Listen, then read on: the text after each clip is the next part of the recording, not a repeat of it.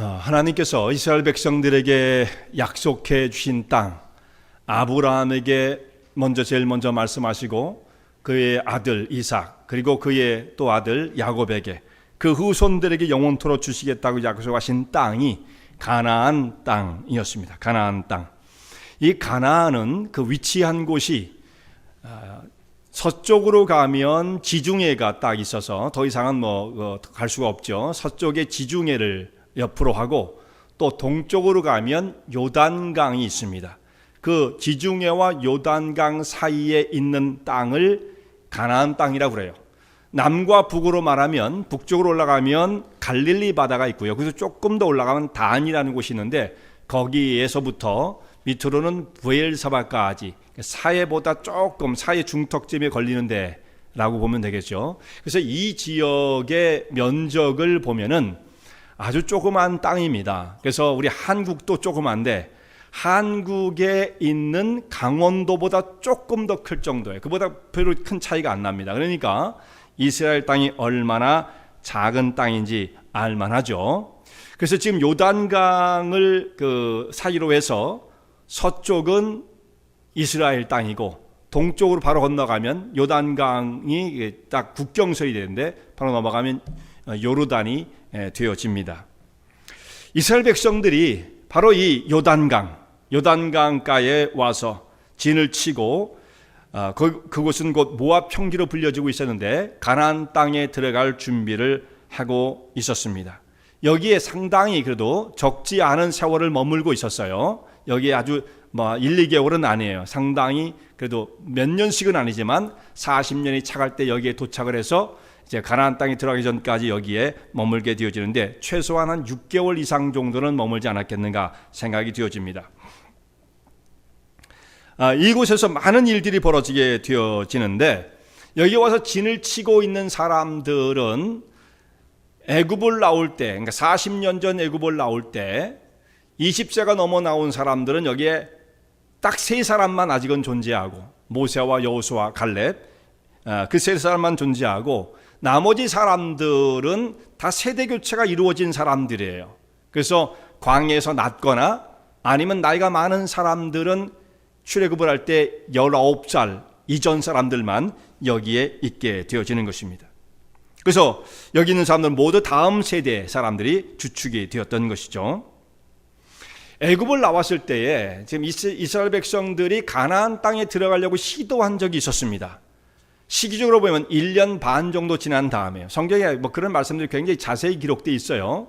그래서 날짜까지는 우리가 딱 알기는 어렵지만 어느 정도 지난 다음이다라는 것을 우리가 충분히 예측할 수 있습니다. 앞뒤의 전후의 상황을 보면. 그래서 이들이 한 1년 반 정도 되었을 때에 가나안 땅에 들어가려고 하는 시도가 있었어요. 정탐꾼들을 다 보내고 그들의 보고를 받는 그 시간이 한 1년 6개월쯤 지난 다음이다. 이렇게 생각하면 거의 틀림이 없습니다. 그곳이 가데스 바네아라는 곳이었어요. 그 속에서 이제 정탐꾼들이 가지고 온 보고를 듣게 되어집니다. 가나안 땅은 하나님께서 우리 조상들이 약속하신 젖과 꿀이 흐르는 땅입니다 라고 고백을 하게 되어져요. 정말 그 땅은 너무도 좋습니다. 그러나 문제가 있는데 거기에 사는 사람들은 아낙 자손으로서 너무 키가 장대해서 우리는 그들 앞에 서면 메뚜기에 불과하기 때문에 우리는 거기에 들어갈 수 없습니다. 그 큰 사람들과 전쟁하는 것을 두려워했던 사람들이 우리는 거기에 못 들어간다. 그 이야기를 듣고 다 못 들어간다고 고개를 내젓기 시작합니다. 아무도 못 들어간다는 거예요. 그러면서 한 말이 우리는 차라리 그들과 싸우다 죽는 것보다는 광야에서 죽겠습니다. 차라리 광야에서 죽도록 우리를 내버려 두십시오. 그렇게 말씀을 하나님께 드리니까 하나님께서 이스라엘 백성들을 광야에 살게 하셨습니다. 근데 곧 이것은요, 우리가 그 땅에 들어가서 전쟁하는 건 못하겠습니다. 이 광야에 살게 해주십시오 했던 것은 하나님의 언약의 말씀을 완전히 거역한 거죠. 하나님의 뜻은 이스라엘 백성들을 가나안 땅 출애굽에서 건져내실 때, 애굽을 통해서 건져내실 때 가나안 땅으로 인도하시기 위한 분명한 목적지가 있었습니다. 근데 이들은 하나님 우리는 그 땅 싫습니다. 광야에서 차라리 죽겠습니다 하고 하나님 말씀, 언약의 말씀을 물리친 자들이 되었던 거예요. 곧 하나님의 말씀을 거역한 것입니다. 이것을 신앙적 관점에서 보면 하나님의 반역을 한 것이고요. 요즘 시대는요, 사람들이 바라보는 시각이 굉장히 달라졌기 때문에 과거는 그런 생각을 안 했어요. 요즘 사람들은 바라보는 시각이 편차가 너무도 심해요. 그래서 이걸 보면서 어떤 사람은 이렇게 말할지도 몰라요. 이 사람들이 지금 반전 시위를 한 거다. 전쟁하기 싫다고 평화 시위를 한 거다. 이렇게 볼 수 있는 사람도 있겠죠. 그러니까 똑같은 사건이지만 어떤 프레임을 가지고 보느냐에 따라서 해석이 완전히 달라져요. 근데 하나님께서 뭐라고 말씀하십니까? 아무리 그것을 사람의 말로 미화를 시킨다 할지라도 사건 자체가 달라지진 않아요. 사람들은 그렇게 막 뒤죽박죽으로 바꾸죠. 근데 하나님께서는 그냥 엄밀히 말씀하십니다. 너희는 그때에 반역을 행했다. 하나님의 말씀을 거부하고 물리친 자들이 되어주는 것입니다. 자신들의 행동을 아무리 무슨 말로 미화한다고 해서 행동의 내용 자체가 달라지는 것은 아니에요. 지금은 그렇게 몇 마디의 말로 진실을 가리려고 하는 그런 시대 속에 우리가 살면서 때때로 분별하지 못할 때가 있죠. 잘 분별해야 됩니다. 이것은 하나님 앞에 저질러진 반역의 사건이었던 것입니다. 그래서 이들이 광야 속에 40년간 떠놀게 되어지고 40년이 지나고 난 다음에 이제 모압 평지에 와서 가나안에 들어갈 것을 준비하면서 2차 가나안 작전 혹은 점령 작전을 지금 준비하고 있는 것입니다. 이 모압 평지에 있을 때에 많은 사건들이 있었다라고 말씀을 드렸는데 여기에서 여기까지 오는 동안 특별히 여기에 머물고 있는 동안에 전쟁이 많이 있었어요. 이스라엘 백성들이 가는 길을 가로막고 길을 열어주지 않은 사람들, 그리고 뒤에서 와서 공격한 사람들이 있었는데 특별히 아모리 족속이었습니다. 이들을 쳐서 그들을 물리쳐냅니다. 그리고 그 전쟁에서 이기자 이스라엘 백성들이 군대를 모아가지고 이번에는 북쪽으로 그 군대를 보내요. 북쪽은 어디까지 올라가느냐 하면 갈릴리 동쪽에 있는 지역을 바산이라고 불렀는데 거기까지 군대를 보내서 그 지역을 점령합니다. 그래서 결국은 요단강의 동쪽에 있는 이스라엘과 접해 있는 그 동쪽에 있는 땅을 다 점령을 한 거예요. 거기에 이제 아무런 적도 남지 않게 되었습니다. 특별히 미디안과 전쟁을 하는 장면은 우리가 읽은 32장의 바로 앞장 31장에 미디안과 전쟁하는 장면이 쭉 나오게 되어지죠. 그들과 전쟁을 했던 것은 그 앞에 바알보올의 사건이 있었죠. 여러분들이 그 말씀을 다 기억하고 계시리라고 생각합니다. 그래서 이스라엘 백성들을 이 바알의 우상숭배 가운데 끌어들여서 우상숭배에 빠지게 하고 그것만이 아니라 음행 가운데 음란 가운데 빠지게 만들었던 이 미디안 족속들을 징계하는 차원에서 전쟁을 벌였습니다. 자, 이 전쟁에서 다 승리를 거두게 되어져요. 그러니까 이 전쟁을 승리를 이룬 이 경험은 이것을 바탕으로 해서 가나안 땅에 들어가면 얼마든지 우리가 가나안을 점령할 수 있다고 하는 그 경험을 쌓게 되어지죠. 승리해보는 경험은 대단히 중요한 거예요. 맨날 패전을 하고 맨날 패배의식에 있고 이러면 사람이 조금 무기력해지죠. 근데 하나님께서 여기서 여러 번 싸움을 거쳐서 사실 어떻게 보면 예선전이나 다름없어요. 그걸 다 거쳐서 싸움을 통해서 승리의 경험을 쌓게 하시고 이제 가나안 그 작전을 이제 준비하게 하셨던 것입니다. 이 요단 동쪽에 있는 그 지역을 다 정복을 하고 나니까 이스라엘 백성들에게 참 유리한 건 뭐냐면 가나안 땅에 들어갈 때에 가나안 사람들과 전쟁을 해도 이 뒤쪽에 이스라엘 백성들 기습할 어떤 세력은 남아있지 않았던 거예요. 그거 다 준비하고 이제 가나안 점령을 앞두고 있었습니다. 근데 여기에 한 가지의 변수가 나타나게 되어져요. 완전히 처음에 계획한 다른 일이 발생하게 되어집니다. 루벤 지파 그리고 갓 지파 이 두 지파가 중심이 되어서 모세에게 찾아옵니다. 모세와 지도자에게 찾아옵니다. 그리고 하는 말이 뭐냐면 우리는 가나안 땅에 안 들어가겠습니다. 또 이 이야기를 하는 거예요. 우리는 가나안 땅에 안 들어가겠습니다. 여기 보니까 땅이 너무 좋습니다. 우리가 지금 많은 가축들을 가지고 있는데 우리가 가축을 키우는 데는 여기보다 더 나은 땅이 없어 보입니다. 우리는 그냥 여기에 정착하겠습니다 라고 요청을 하게 되어지죠. 그 지역이 요단 동편에 도시 이름으로 말하면 야셀 그리고 길르앗 이런 지역이었습니다. 이 지역을 우리가 차지하고 우리의 가축들을 키울 수 있도록 허락해 주십시오. 여기서 기업을 얻고자 합니다 라고 말을 합니다. 우리가 구태여 요단강까지 건너 들어가서 그 가나안 땅으로 갈 필요가 없다고 이렇게 요청을 하게 되어질 때 이 모세와 지도자들이 이 말을 듣고 정말 40년 전의 악몽이 떠오르게 되어지는 거예요. 얼마나 놀랬겠습니까? 그때에도 가나안 목전까지 가가지고 거기 못 들어갑니다. 우린 전쟁하기 싫습니다. 그 이유 때문에 40년간 떠들어왔던 일이 있었는데 또 이스라엘 백성들이 안 들어가겠다는 사람이 또 나타나게 되어진 것입니다. 얼마나 깜짝 놀랐겠어요. 그래서 모세가 생각하기를 이들의 의도가 대단히 잘못됐다라고 생각을 하게 된 겁니다. 이스라엘 공동체의 화합을 깨버리고 그들의 어떤 의욕을 꺾어버리는, 우리는 전쟁하기 싫습니다 뭐 이런 거랑 다름없잖아요. 그냥 여기 편한 데 살겠습니다.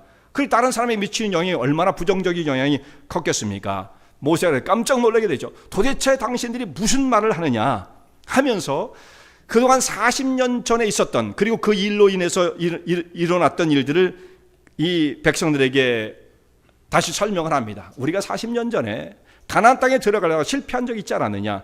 그 일로 말미암아서 우리가 당한 고통과 피해가 얼마나 컸느냐. 이집자가 넘어 나온 사람은 다 광야에서 쓰러져 죽는 하나님의 징계를 받지 않았느냐. 어째 또다시 그와 같은 일을 다시 하려고 그러느냐. 만약에 이번에 안 들어가겠다 한다면 하나님 우리에게 40년의 기회를 주셨지만 이제는 그런 기회도 없다. 우리는 다 광야에서 멸절되고 말 것이다. 너희 같은 생각을 한다면 우리는 더 이상 소망이 없다. 뭐 이들에 대해서 모세가 막 강하게 책망을 하는 거예요. 이스라엘 백성들 다 멸망시키려고 한다는 말이냐. 모세의 책망을 들은 백성들이 그들의 의도와 소원을 말을 하게 되어집니다. 우리가 가지고 있는 생각은 가나안 땅에 들어가는 것을 포기하겠다는 뜻은 아닙니다. 이것은 여기에 우리가 정착은 하지만 이 땅이 우리 보기 좋고 짐승 키우기에 좋은 적합한 땅이므로 우리가 여기에 진을 치고 있겠지만, 가나안 정복을 할 때는 우리가 모두가 다 일어나서 군대가 되어서 가장 먼저 앞장서서 무장을 하고 가나안이 정복되어질 때까지 철저하게 싸우겠습니다. 그렇게 말을 하는 거예요. 그리고 우리는 동쪽에 우리 식구들과 아이들과 그 재산은 다 여기 남겨두고 전쟁이 끝날 때까지는 가나안 땅에서 돌아오지 않을 것입니다. 그리고 전쟁이 다 끝나고 그들이 항복을 하면 우리는 가나안에서 기업을 얻지 않고 여기서 이미 얻었은즉 우리는 여기에 돌아와서 여기에 정착하겠습니다. 그런데 우리를 악한 의도라고 생각하지 마십시오라고 말을 했습니다.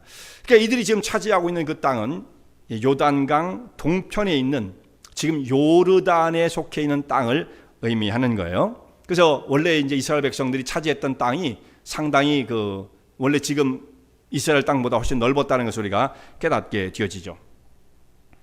모세가 이제 이들의 말을 듣고 그 생각이 그렇게 악한 것만은 아니라는 것을 깨닫게 되어집니다. 그래서 이들이 원하는 말을 들어줘요. 지도자로서 때 상당히 좀 처음에는 굉장히 당황을 했지만 그 내용을 쭉 살펴보고 난 다음에 이것이 공동체의 화합을 깨버리는 정도는 아니겠구나라고 생각을 하게 되었던 거예요. 그래서 좀 자기의 그 계획을 수정을 합니다. 원래 이스라엘 백성들이 다 가나안 땅으로 들어가는 것이 하나님의 목적, 하나님의 어떤 의도셨는데 모세도 그렇게만 생각하고 이스라엘 백성을 이끌고 있었는데 여기서 요청이 오자 계획을 조금 수정을 해요. 그래서 지도자로서 어떤 그 유연성을 발휘하게 되어지죠. 어떤 사람들은 한번 딱 정해진 원칙이 있으면 이걸 전혀 움직이지 않으려고 하는 사람들도 있어요. 그런 경우도 있죠. 그러니까 뭐가 더 좋다 참 말하기가 어렵긴 합니다만 모세는 여기서 그 상황에 맞게끔 약간을 조정을 해서 이들의 요청을 들어주었던 것입니다. 그 백성들이 다른 사람들도 동의를 했어요.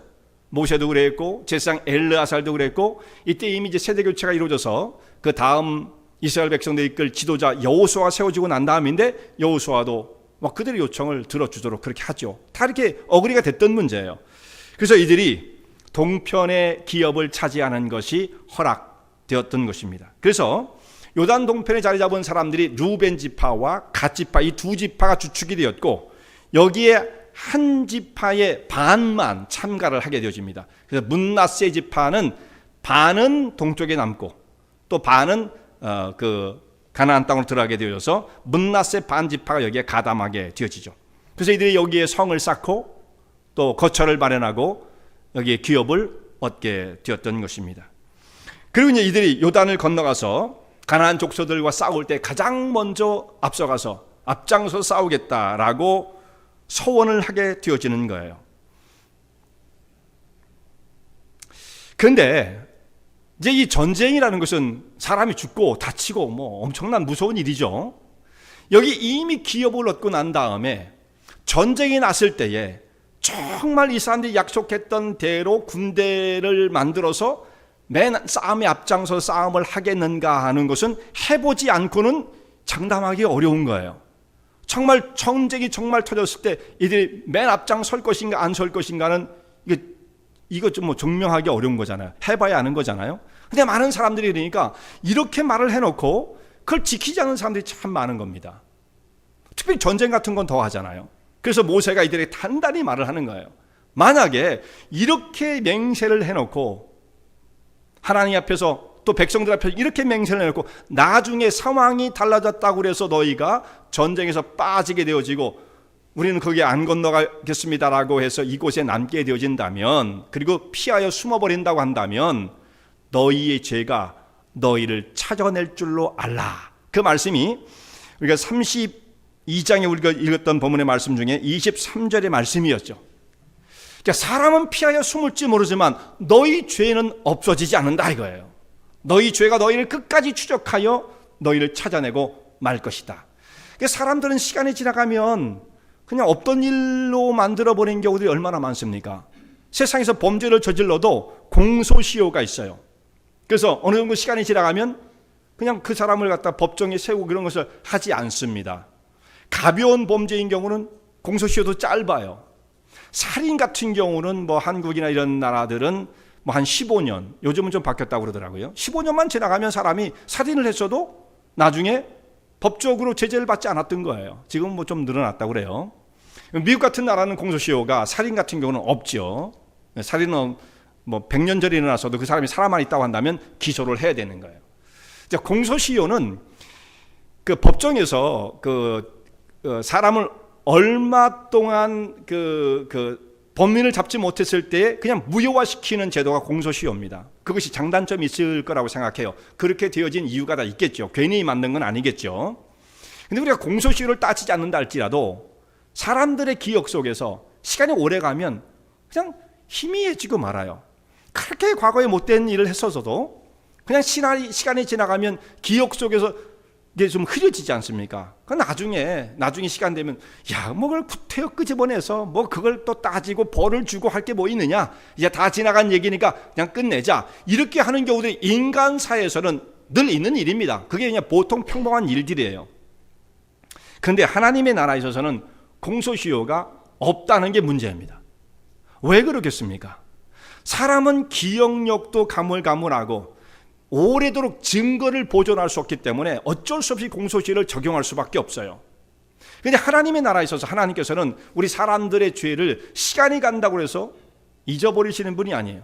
하나님은 시간을 초월해 계신 분이기 때문에 그것이 100년이 되었든 1000년이 되었든 상관이 없습니다. 그냥 하나님 앞에서는 시간의 그 모든 초월성 때문에 언제나 생생한 거죠. 언제나 생생한 것. 하루가 1000년 가고 1000년이 하루 같은데요. 뭐. 그러니까 하나님 앞에서는 그 시간이 지났다고 해서 죄가 무효화되는 법은 없습니다. 죄는 반드시 처리돼야 무효가 되든지 사함을 받든지 하는 것이지, 처리되지 않은 상태로서 그냥 없는 것으로 치자라는 것을 있을 수가 없어요. 하나님 앞에서는. 그러니까 철저하신 거죠.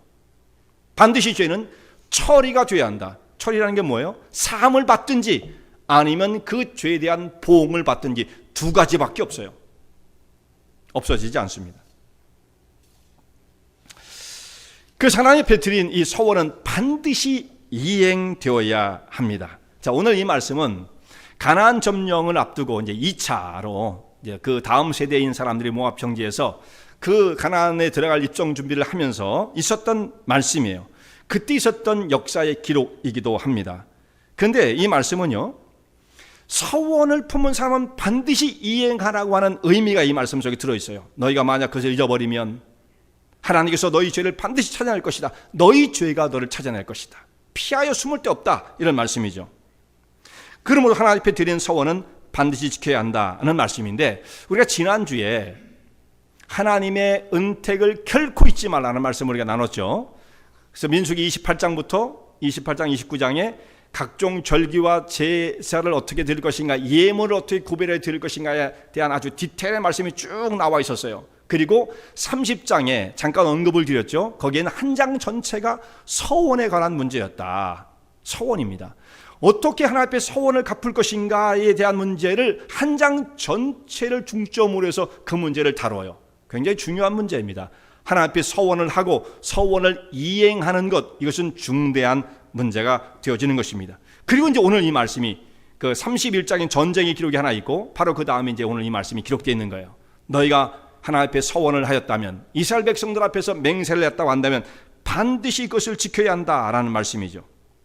그런데 하나님 앞에 이렇게 서원을 해놓고서도 나중에 보면 좀 시간 지나가면 그것을 너무도 아무것도 아닌 것처럼 여겨버리는 사람들이 세상에 너무도 많습니다. 너무도 많아요. 근데 문제가 이거예요. 왜 그렇게 정말 철석같이 서원을 해놓고 나서 하나님 앞에 맹세를 하고 나서도 나중에 시간 지나가면 그냥 흐지부지 되어버리고 그것을 지키지 않으려고 하는 사람들이 생겨나는 것인가? 이유가 뭐겠습니까? 아주 간단한 문제입니다. 그 서원을 이루는 일이 아주 신나고 기쁜 일이라면 말려도 하겠죠. 근데 그 서원을 지키는 일은 굉장히 부담스러운 일이고 때로는 고통을 수반하는 것일 수도 있고 손해를 봐야 되는 일일 수도 있다는 말씀이에요. 서원을 행할 때에는 이러이러한 조건에서 내가 이렇게 하겠습니다라고 급한 마음으로 하나님의 말씀을 드렸지만 상황이 지나고 난 다음엔 사건이 다 해결됐거든요. 땅을 얻었어요. 기업을 얻었어요. 더 이상 전제하고 싶은 마음이 없어요. 그러면 그냥 흐지부지해서 도망을 치고 싶은 것이 인간의 마음이란 말이에요. 그것을 지키는 것은 너무나 큰 짐으로 여겨지게 되어지는 겁니다. 그러니까 쉬운 것을 선택하고 싶은 거죠. 그런데 여기에 이제 함정이 있어요. 보다 더 쉬운 것, 편한 것을 선택하고 싶은 마음이 인간에겐 다 있는 거예요. 그런데 그 결과는 어떠냐? 그 서원을 지키는 동안에 피곤한 것과 고통이 따를 수 있습니다만, 때로는 어려운 일이 있을 수 있습니다만, 서원을 피하여 이루어진 것보다 더 심하진 않아요. 서원을 하나님 앞에 드리고 나서 그 일을 피하여 버리면 그 뒤에 일어나는 하나님의 보응은 더 크고 심각할 수 있다는 것, 이것을 기억해야 합니다. 근데 사람들은 그렇게 생각하지 않아요. 그냥 편하게 생각해요. 내 편하면 좋은 거고 쉬우면 좋은 거고 이렇게 너무 단편적으로 생각을 하다 보니까 하나님 앞에서 자기가 드렸던 그 약속을 이행하는 것을 중대하게 생각하지 않습니다. 그런데 그렇게 되어지면 하나님의 보응은 훨씬 더 중대한 하나님의 보응이 일어날 수 있다라는 말씀입니다. 근데 이런 주변에 혹시 여러분들 가운데서 그럴지도 모르고요, 우리 가운데 우리 공동체 안에서 하나님 앞에 이렇게 하겠습니다라고 말씀을 철석처럼 드려놓고 나중에 보면 그 일을 아주 너무 사소하게 가벼운 것처럼 취급해버리는 사람들을 만나게 되어집니다. 많은 건 아니지만 그런 사람들이 있다는 말씀이죠. 저희 교회도 그런 것을 여러 번 사실상 경험을 했어요. 우리 교회에서도요.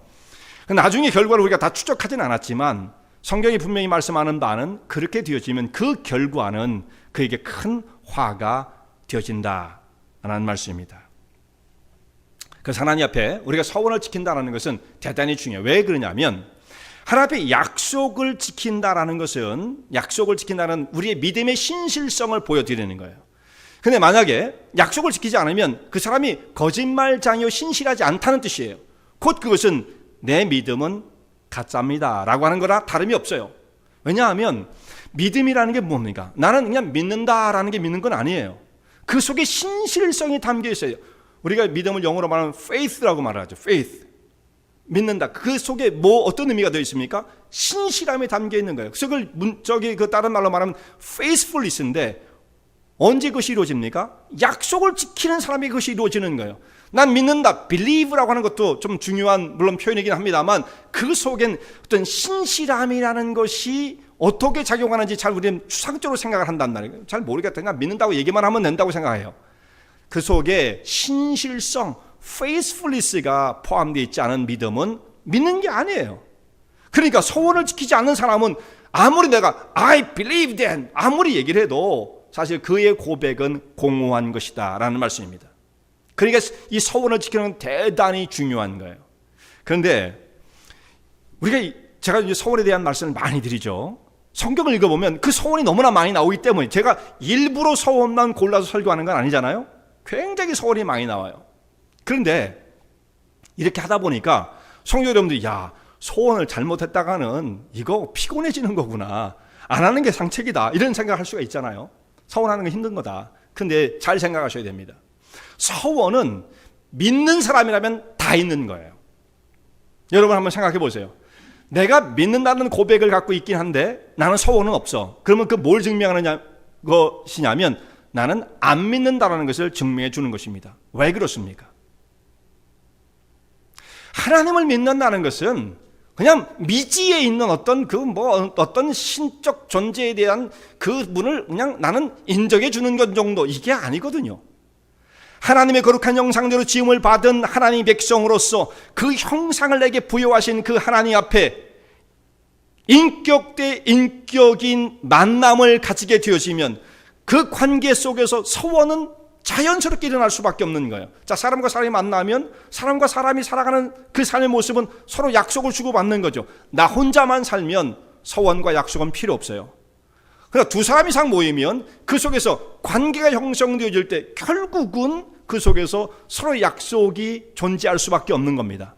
자, 우리가 하나님을 그런 분으로 믿는다면 내 인격을 간섭하시고 붙드시며 역사하신 분이시라고 우리가 믿는다면 그 속에서 크고 작은 소원이 일어날 수밖에 없어요. 그러니까 우리가 다시 한번 생각해 봐야 돼요. 나는 하나님 앞에 드리는 소원이 아무것도 없어. 그럼 하나님, 인격적인 하나님을 아직은 나와 관계를 맺지 못했다는 뜻이에요.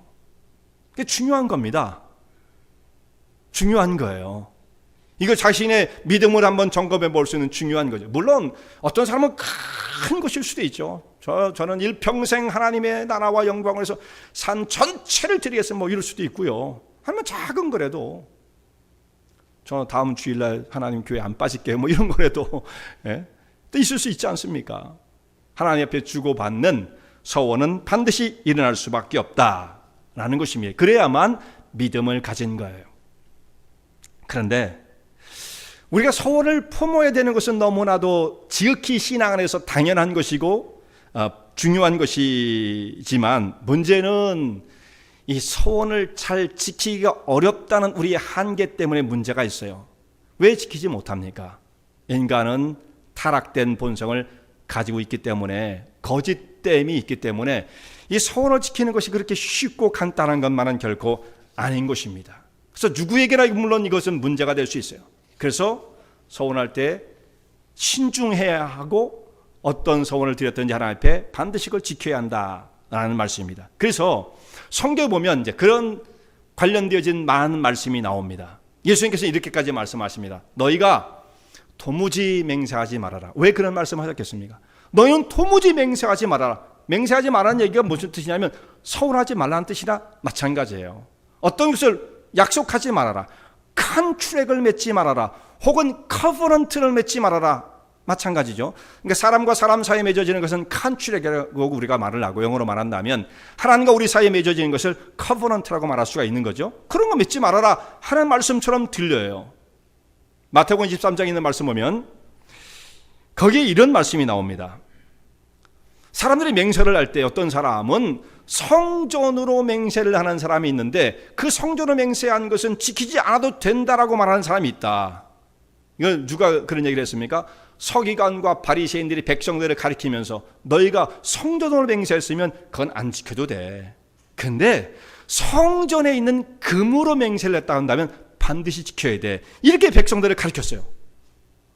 또 다른 거 비슷한 거 하나는 뭐냐면 너희가 성전에 있는 제단으로 맹세를 했다면 그건 안 지켜도 돼. 그러나 그 제단 위에 놓여 있는 예물로 맹세를 했다 한다면 반드시 지켜야 돼.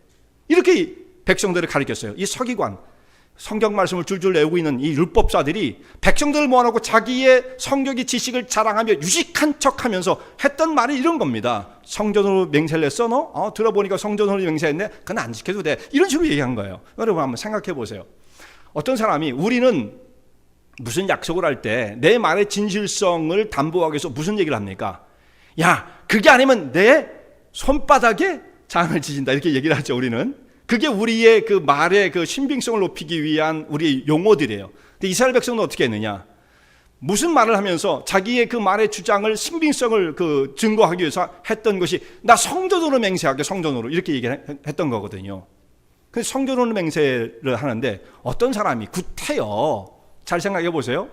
나는 말이야 성전이 아니야, 성전에 있는 금으로 맹세, 이런 사람이 있었을까요? 그 이상하게 들리잖아요. 그런 사람이 몇이나 있었겠어요? 어떤 사람이 맹세를 하면서 나 성전은 제단으로 맹세한다면 그런 사람이 있을 수 있겠지만 난 제단은 아니고 그 위에 놓여 있는 예물로 맹세할게, 이런 사람이 있었을까요? 그럼 상식적으로 말이 맞지 않잖아요. 그러니까 이 말은 뭐냐면 얼마만큼 그들이 거짓된 사람이었는가를 증명해 주는 바예요. 서기관과 바리새인들이 백성들을 가리킨다 하면서 자기들도 서원한 것을 다 지키지 못하니까 빠져나갈 틈을 만들어 놓은 게 아니라 완전히 완전히 대문을 열어놓은 거죠. 하나님 앞에 무슨 말을 했든지 안 지켜도 상관없어, 이런 거랑 다름이 없었던 거예요. 우리는 거짓말쟁이가 아니야. 왜? 성전으로 우리가 맹세를 했지 성전이 금으로 한 건 아니잖아. 이 말이 안 되는 얘기죠. 그러니까 예수님께서 그들을 바라보면서, 정말 그 악한 사람들을 바라보면서 너희가 도무지 맹세하지 말라라고 말씀하신 겁니다. 그래서 서기관과 바리새인들, 화 있을진저 외식하는 서기관과 바리새인들이요, 이들의 그 잘못을 그렇게 혹독하게 책망을 하신 거예요. 이런 사람들이 백성들을 가르쳤다고 하니 얼마나 정말 안타까운 일입니까? 그 당시에 그 사람들이 어떤 마음을 품고 하나님을 섬겼겠습니까? 다 거짓말쟁이죠. 그러니까 이 거짓말하는 것은 하나님 앞에, 물론 사람이 100% 피할 수는 없어요. 다 우리가 거짓투성이지만 거짓말을 그렇게 일삼고 사는 것, 이것은 하나님 앞에서 믿음을 절대로 간직할 수 없는 겁니다. 그래서 예수님께서 마태복음 23장에 그렇게 말씀하시고 산상수훈 마태복음 5장에는 이런 말씀을 하십니다. 더 엄격하게 말씀하시는데 너희는 도무지 맹세하지 말아라. 성전으로도 하지 말고 하늘로도 하지 말고 땅으로도 하지 말고 도무지 맹세하지 말라, 이렇게 말씀하세요. 이 말씀을 깊이 생각해야 합니다. 주님께서 주시는 이 말씀의 의도가 무엇인가를 생각해야 합니다. 그리고 이제 한 가지 예배를 주셨어요. 너희는 어떤 것을 맹세하지 말고 단 말을 할 때 예라고만 예라고 혹은 아니라고만 해라. 예스 아니면 노로만 얘기해라, 이렇게 말씀하셨어요. 여러분, 우리가 이렇게 살 수 있습니까? 사람이 어떻게 예스와 노만 가지고 살 수가 있어요? 오늘 우리가 와서 한 얘기가 얼마나 많은데, 저도 지금 이렇게 많은 말을 하고 있는데 그렇지 않습니까? 그렇게 살 수 없죠. 예수님이 하신 말씀은 예스와 노로만 하라는 말씀은 의도가 무엇인가? 근데요, 이 말씀을 가만히 생각해 보면 아무리 예스와 노로만 말을 하려고 해도 사실 그 속에 맹세가 담겨 있습니다. 무엇에 대해서 노 아닌데요? 그럼 거기서 책임을 져야 될 거 아니겠어요? 그러니까 사람은 여기서 벗어날 수 있는 사람은 아무도 없어요. 그럼 구태 예수님께서 이 말씀하신 이유가 무엇입니까? 결국은 그 말씀을 다 종합하면 딱 한 가지의 결론에 도달하게 됩니다. 내가 무슨 말을 했든지 그 말은 반드시 지켜져야 돼, 이 뜻이에요. 그런 사람만이 믿음을 유지할 수가 있어. 너무 쉽게 남발하지 마라. 만약에 혹시 남발했다 할지라도 그것은 지켜야 돼. 그렇지 않으면 사람은 신실성, faithfulness를 간직할 수 없어요. 지난번에도 제가 한번 그런 말씀을 드렸죠. 한국 사람들은 너무나 거짓말을 많이 한다고. 그건 통계적으로 정말 한국 사람은 너무 거짓말을 많이 했어. 네. 제가 지난번 5월 첫째 주 어린이 주일날 제가 말씀을 드리면서 그 말씀을 드린 기억이 나네요. 한국 사람들이 거짓말하는 그것은 다른 이웃 나라의 1배, 2배만 돼도 엄청난 거죠. 우리가 한 20% 정도 더 거짓말을 한다. 그러면 그것도 굉장한 건데 그게 아니라니까요. 20배도 아닙니다. 200배도 아닙니다. 1500배면 1500배. 엄청나죠? 이건 수치가 비교할 수 없는 거예요. 특별히 일본 사람들에게 비교를 하면 1500배, 1250배인가요? 그래요. 무고죄로 사람을 고소하고 위증죄로 심판을 받는 사람들이 일본 사람들의 1500배, 1200배 이렇게 된다는 거, 그게 뭐 2배, 3배가 아니에요. 정말 우리가 깊이 생각해 봐야 할 일이죠. 예수님이 하신 말씀은 절대로 거짓말하지 말고 서원을 지켜라. 그렇지 않으면 너의 믿음은 존재할 수 없다라고 말씀하시는 거예요. 어떤 약속이든지 우리 하나님 앞에서 사람 앞에서 이행되어야 할 그 약속을 지켜가야만 하나님 옆에 간직하고 있는 우리의 신앙 고백이 진실하게 되어지고 이 믿음이 유지될 수 있는 거예요. 근데 우리 한국 사람 너무 쉽게 남발을 하죠. 유대 사람들도 그랬던 모양이에요. 피가 비슷한지 모르겠어요. 유전적으로 뭔가 비슷한 게 있는지 모르겠어요. 그러니까 예수님께서 이들에게 그런 말씀하시는 거예요. 도대체 너는 맹세하지 말아라. 그 뜻은 너희가 입 밖으로 뭔가를 냈다고 한다면 반드시 지키도록 하라 라고 하시는 말씀인 것입니다. 우리가 다 저를 비롯해 여기에 우리 사랑하는 믿음의 백성들이 이 말씀을 대할 때 겸허해지지 않을 수가 없어요. 겸허해지지 않을 수가 없어요. 근데 하나님께서 서원을 하나님 옆에 드리고 이 서원을 이행하는 사람들을 사랑하시고 인정하십니다.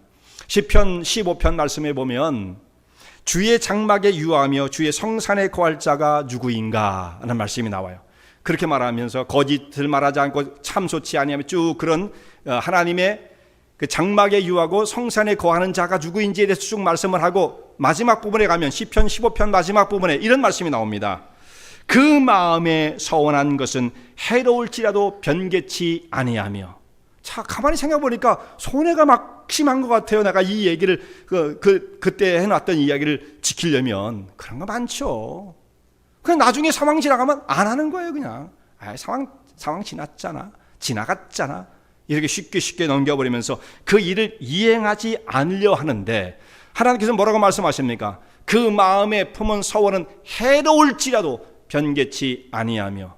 그 신실함을 유지하지 못한다면 결국 뭡니까? 하나님의 장막에 유하고 성산에 거하지 못한다. 결국 뭐예요? 하나님 나라에 합당치 않다는 뜻이죠. 왜? 믿음을 버렸기 때문이죠. 그 일을 지키지 않는 가운데 그 사람이 아무리 고백하는 그 믿음은 진실할 수가 없다라는 뜻이에요. 이것이 훈련되어지면 그야말로 거짓의 사람이 되어지는 거죠. 모든 것을 이중 플레이를 할 수밖에 없는 거예요. 그럼 하나님께서 어떻게 그 사람을 신뢰할 수가 있겠습니까? 이토록 서원을 이행하는 것은 중요한 것이다. 만약 그것을 지키지 않을 경우에 내 죄가 너를 찾아낼 것이다. 네가 어디에 가서 숨는다 할지라도 죄가 너를 끝까지 따라. 왜냐하면 이건 무효화되지 않기 때문이죠. 그런데 서원을 지키는 것도 중요하지만 부담스러우세요? 얼굴에 수심이 가득하십니다. 그런데 여러분, 이 서원을 가지는 것도 지키는 것도 중요하지만 서원을 행하는 것, 서원을 하게 되어진 동기가 참 중요해요. 동기.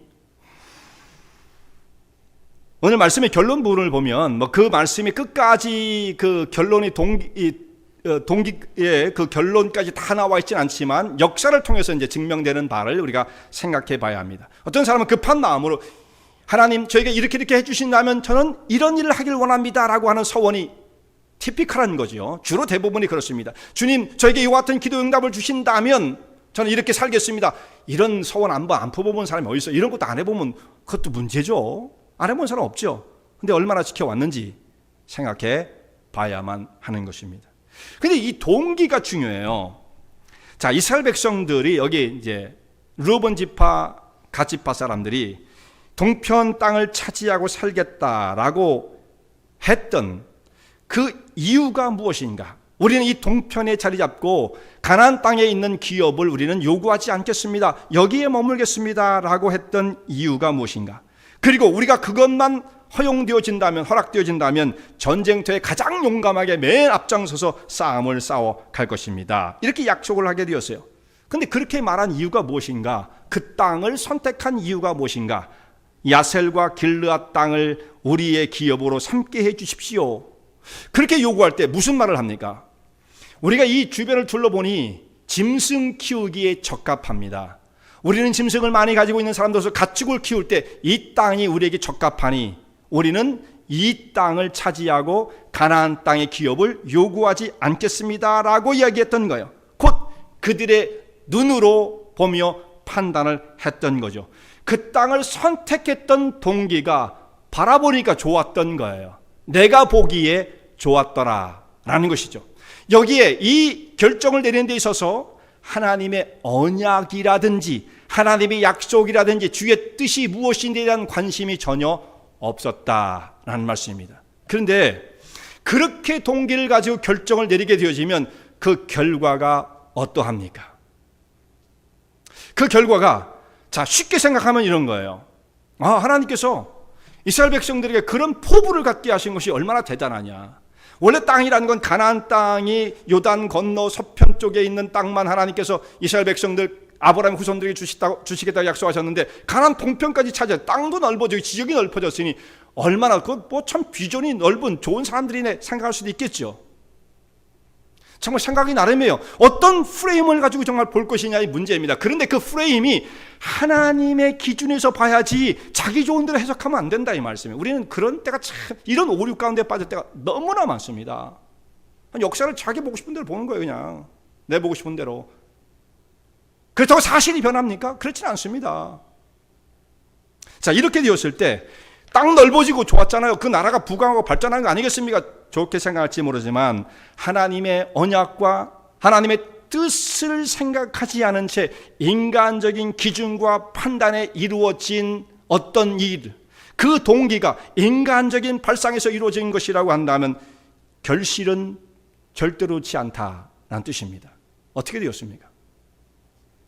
자, 동쪽 요단 동편의 땅을 차지한 루벤 지파와 갓 지파, 므낫세 반 지파가, 이 사람들은 그 땅을 오래 유지하지 못합니다. 열왕기에도 이 말씀이 나와 있는데, 그 땅은 결국은 다른 사람들이 와서 그 땅을 쉽게 차지해버리고 말았어요. 루벤 지파, 갓 지파는 역사 속에서 사라집니다. 여러분, 우리가 단 지파가 사라졌다고 얘기는 많이 하는데 루벤 지파 사라진 건 잘 우리가 모르죠?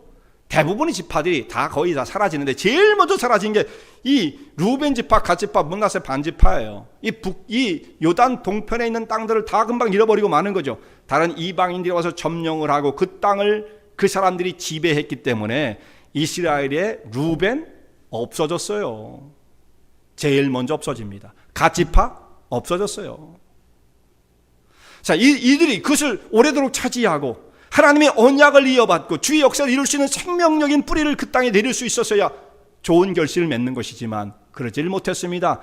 땅은 다 없어지고 민족 자체가 소멸되고 말았던 거예요. 그러니까 이것이 결과가 좋은 것이 결코 아니죠.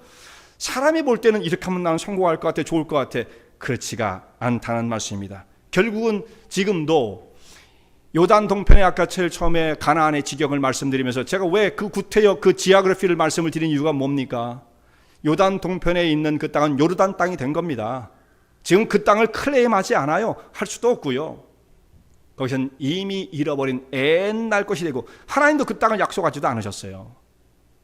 그러니까 결국 우리는요, 하나님 백성들이 관심을 가져야 할 부분은 어떻게 하면 내 지경이 넓어질 것인가. 그럼 우리는 그런 얘기를 많이 하죠. 물론 그것이 나쁜 건 아니고 하나님이 허락하신다면 지경이 넓어지는 건 좋은 거예요. 그러나 그것이 마치 목적이 되듯이 비전만 크게 세우면 무슨 대단한 것처럼 여기 엄청난 착각과 오류가 있는 거예요.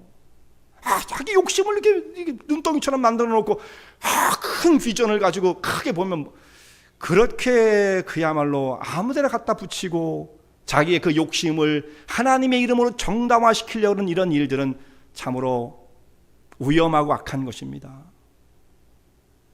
결과가 좋지 않아요.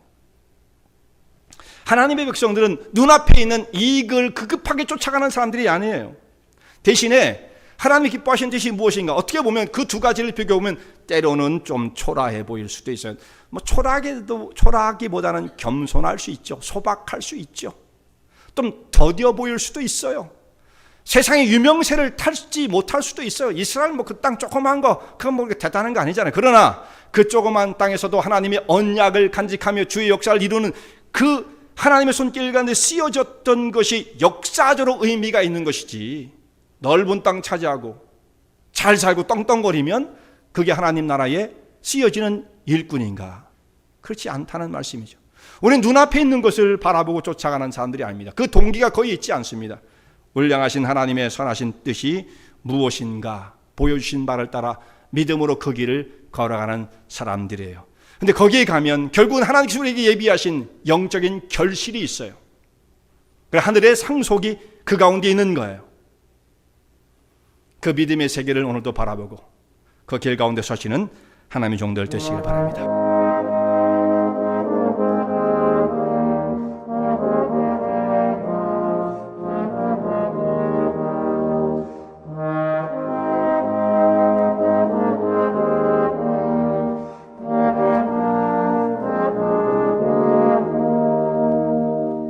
설교 말씀을 듣고 신앙 상담을 원하시는 분들은 847-962-4412번으로 전화 주시기 바라며 은혜와 진리 장로교회는 230 US 하이웨이 45번 인디언 크릭 일리노이 60061에 위치하고 있습니다. 주일 1부 예배가 아침 8시, 2부 예배가 11시에 있으며 새벽 기도가 매주 화요일부터 토요일까지 오전 6시에 있습니다. 그리고 금요 성경 공부가 저녁 8시에 있습니다. 하나님의 은혜와 은총이 항상 여러분과 함께 하시길 바랍니다.